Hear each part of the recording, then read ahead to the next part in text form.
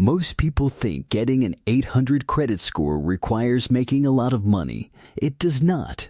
Your salary is not directly part of your FICO score. You can make $150,000 a year and still have terrible credit, and somebody making $50,000 can have an excellent score. What matters is what is actually being reported on your credit file and how you manage the credit you already have. Now, I want to make one thing clear before we start. Nobody can guarantee that these steps will give you an 800.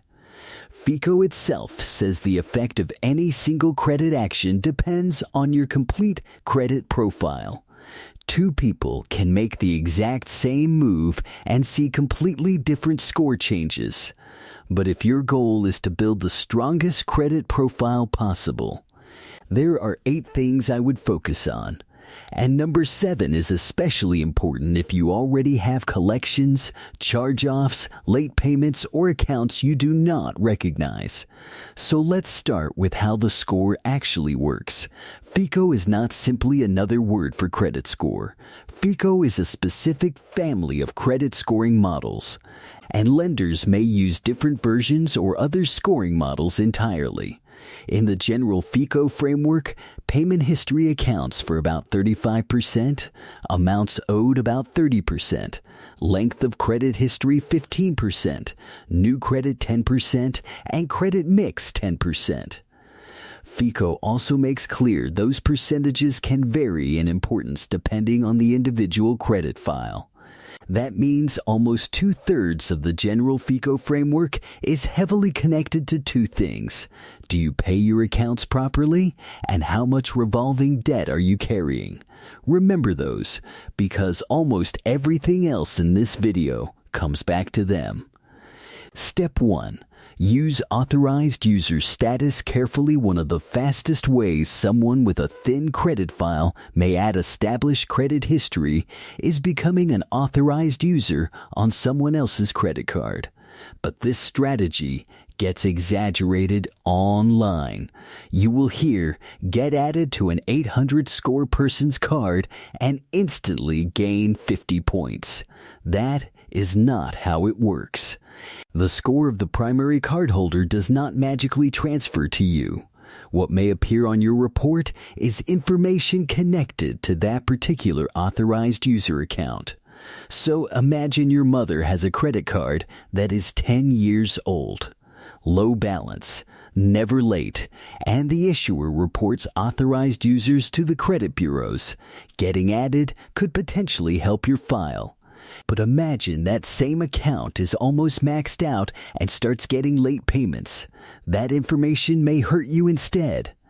FICO confirms that authorized user accounts can affect scores positively or negatively, and newer FICO versions may give them less weight than accounts where you are actually the primary borrower.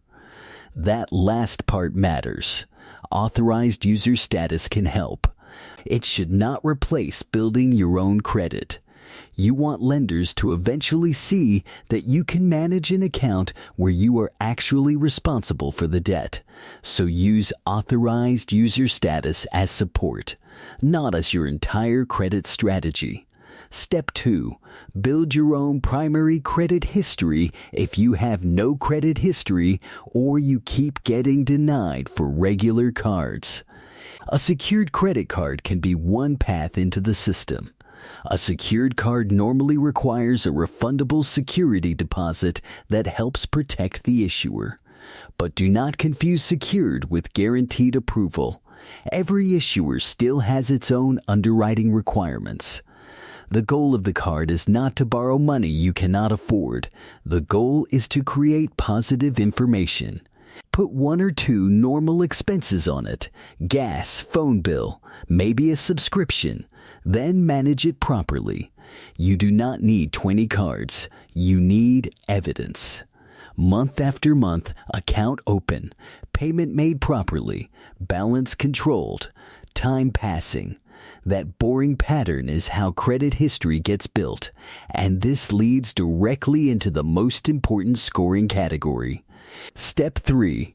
Protect every payment history represents about 35% of the general FICO calculation, making it the largest single category. So before you start worrying about credit hacks, points, rewards, or premium cards, handle the boring thing first. Pay on time. Every time. Set up auto pay as backup. At minimum, have enough automatically paid to protect yourself from accidentally missing the due date. Then, if your budget allows, pay the statement balance in full so you are not unnecessarily carrying expensive revolving debt. And understand this, the statement closing date and payment due date are not the same thing. The due date determines when your payment is due. The balance that gets reported to the bureaus may be based on your issuer's reporting cycle, often around the statement period. That distinction becomes important when we talk about utilization. But first, do not create a late payment while trying to optimize some tiny scoring trick. Protect payment history first. Because one of the easiest ways to damage a strong file is forgetting a payment you could have made. Step 4. Do not take debt just to build credit mix. This is where I disagree with a lot of older credit advice. You will hear people say, get credit cards, then get an auto loan, then get a personal loan, then get a mortgage so you have a perfect credit mix. Please do not borrow thousands of dollars and pay interest just because credit mix exists. Credit mix represents around 10% of the general FICO framework, and FICO specifically says you do not need one of every account type. If you genuinely need a car loan, manage it properly. If you eventually need a mortgage, manage it properly. Different account types can contribute information to your file, but borrowing money should solve a real financial need. Do not take a $25,000 car loan because somebody told you an installment account could add a few points. That is backwards. Credit should support your financial life. Your financial life should not exist to impress a scoring model. The same logic applies to credit cards. More available credit can sometimes help utilization, but opening 5 cards this month just to increase your total limit introduces a new problem. New credit. Step 5. Stop applying for everything every time you see you're pre-qualified. Excellent approval odds. Limited time 80,000 point bonus. Your first reaction should not be apply. FICO says opening several accounts in a short period can represent greater risk. And new accounts can also reduce the average age of your accounts. A hard inquiry may lower a score by a few points depending on the rest of the file. FICO only considers inquiries from the previous 12 months in the score, although inquiries can remain on the report for 2 years. So think strategically if you are preparing for an important mortgage or auto application. This is probably not the time to randomly open 3-store cards because they offered you 15% off at checkout. Build credit when there is a reason. Do not collect inquiries because you were bored. This is one of the biggest differences between someone chasing a score and someone building a strong profile. Bad credit asks, who will approve me? Strong credit asks, why do I even need this account? Step 6. Control your credit utilization. Now we get to one of the fastest moving parts of many credit profiles. Credit utilization. If you have a $10,000 total revolving credit limit and $5,000 is being reported as balances, that is 50% utilization. If only $1,000 is being reported, that is 10%. FICO says revolving utilization is an important part of the amounts owed category and generally. Lower utilization indicates less risk than high utilization, but I want to kill one myth. 30% is not a magic cliff. 29% does not automatically mean good. 31% does not automatically mean bad. CFP guidance says some experts recommend staying under 30%, while others recommend under 10%. FICO's own guidance says lower utilization is generally better. although the exact score impact depends on the complete file. So my rule is simple. Do not manage your spending around a mythical 30% line. Manage the balance. If your limit is $1,000, you are not forbidden from spending more than $100 during the entire month. You might spend $500 and then pay $450 before the balance is reported.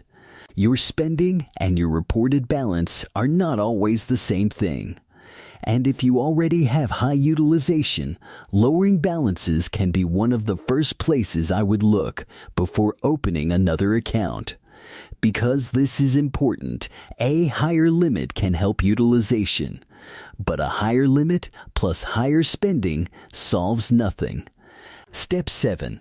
Audit all 3 credit reports. This is where credit repair actually begins, not with a template letter.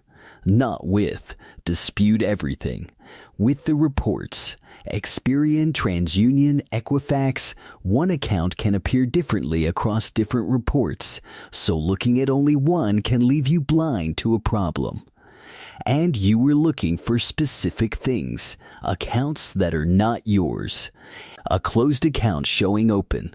A payment marked late when your records show it was on time. The same debt appearing more than once incorrectly. Wrong balances, wrong credit limits, incorrect dates. Those are exactly the kinds of errors the CFPB tells consumers to look for when reviewing their reports. And this distinction is critical. Negative does not mean inaccurate. Suppose you really missed 3 payments. The report shows those 3 late payments correctly. You cannot simply say, I dispute this because it is hurting my score. Accurate negative information generally cannot be removed just because it is damaging your credit. But inaccurate, incomplete, duplicated, identity theft related, or not yours information can be disputed. CFPB says consumers have the legal right to dispute inaccuracies directly with both the Bureau and the company that furnished the information, generally at no cost. So suppose your report says you were 30 days late in May, but your bank records and creditor statements show the payment was made on time. Now you have something specific. Do not write, delete this account. Right, this account reports a 30-day late payment for May. My attached records show the payment was received on time. Please investigate and correct the inaccurate payment history. Specific account, specific error, specific evidence. That is real credit repair. And if your dispute with a credit reporting agency is still pending, do not immediately jump to a CFPB complaint. The CFPB's current 2026 notice says CRA disputes generally need 30 to 45 days, and consumers should first complete that dispute process before filing a complaint about inaccurate or incomplete reporting. This is why I always say, real credit repair is not pretending the past never happened. It is making sure the report does not punish you for things that did not happen. Step 8. Increase available credit strategically. The last strategy is simple. If you already have a card in good standing, you may eventually be eligible for a higher limit. Imagine you have a $5,000 limit and normally report a $1,000 balance. That is 20% utilization. If the issuer increases your limit to $10,000 and your spending remains exactly the same, that $1,000 becomes 10%. Same debt. Different utilization. That can help the amounts owed side of your profile because FICO calculates utilization using reported balances relative to limits. But there are 2 rules. First, do not request more credit simply so you can spend more. If your limit doubles and your balance doubles, you accomplished nothing. Second, before requesting a credit limit increase, check the issuer's process and whether the request could involve additional credit review. The point is not to collect the highest limits possible. The point is to keep your revolving balances small relative to the credit available to you. The real road to an 800. So, let's put all 8 pieces together. Number 1. If a trustworthy authorized user account genuinely helps your profile, it can be useful, but build your own history too. Number 2. If you are starting from nothing, consider an appropriate starter or secured card rather than chasing premium cards you are unlikely to qualify for. Number 3. Protect payment history above almost everything. Number 4. Do not take unnecessary debt just for credit mix. Number 5. Stop applying for credit without a reason. Number 6. Keep reported revolving utilization controlled. Number 7. Review all 3 reports and correct genuine inaccuracies. Number 8. Increase available credit strategically when it makes financial sense. And then do the hardest thing. Wait, because some credit problems can be corrected quickly, but strong credit history itself takes time. There is no secret button that turns 3 months of responsible behavior into 10 years of history. That is why people who obsess over reaching 800 as quickly as possible sometimes make their situation worse. They apply for too many accounts, buy trade lines, carry balances because somebody told them paying interest builds credit, take unnecessary loans for credit mix, dispute accurate information hoping something disappears. Stop. You do not need a complicated strategy. You need a clean one. Pay on time. Keep balances controlled. Keep your reports accurate. Apply intentionally. Let accounts age. And understand that the final goal is not the number itself. An 800 credit score looks great, but the score is not the flex. What matters is what a strong credit profile can give you: more lending options, more negotiating power, a better chance of avoiding expensive financing, and the ability to walk away when somebody gives you terrible terms. Because bad credit celebrates the approval. Strong credit reads the terms. Bad credit asks, "Can you get me approved?" Strong credit asks, "Can you beat my bank?" So stop chasing 800. Build the profile that deserves it. And if the number eventually follows, that is simply the evidence that the system you built is working.